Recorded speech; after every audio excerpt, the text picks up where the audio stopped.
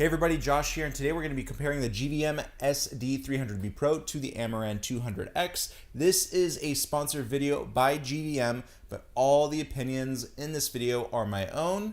And yeah, I'm not really restricted on what I can say. So everything you're going to hear in this video are my honest opinions. So let's begin the comparison. So we got the GVM SD300B Pro and the Amaran 200X. Now I can list all of the light specs for you in the description box. That's easy to do.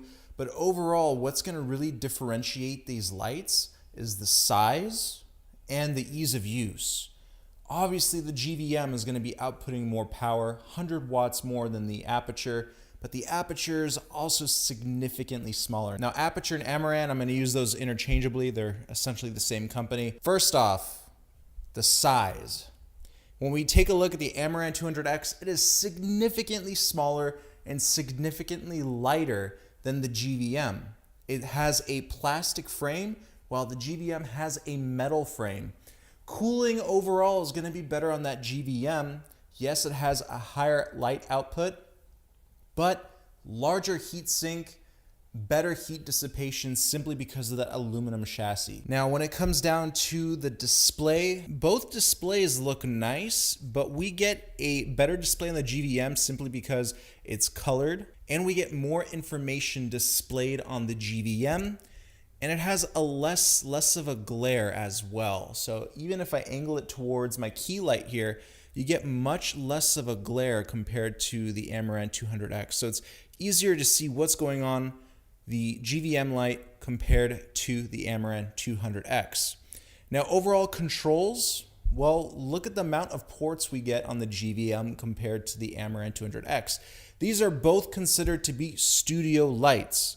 However, the GVM has those DMX ports that we love. We have more buttons here, which I like. A lot of people don't like more buttons. I do, because on the 200X, you're gonna have to know the button combinations. You're gonna have to click around to change, the color temperature and adjust the dim. So it's a little bit more convenient to have more buttons because you can get to settings a lot quicker than on the 200X. Now, the buttons on the GVM are pretty loud. I wish they did a better job of sealing or mounting these buttons, but again, not that big of a deal. Now, as these lights are flipped over to their profile, you can see that there's a massive difference in size. The Aperture Amaran 200X is significantly smaller than the GVM, but the yoke on the 200X is all plastic, while we have a nice, proper two-sided yoke on the GVM. And it's just a lot smoother and easier to position this light than it is the 200X. Now, one thing the GVM has that's significantly better than the 200X is that you can actually increase brightness by an increment of 0.1%. So you can dial in your settings a lot better, and we get a wider color temperature ranging from 2700 going all the way to 6800.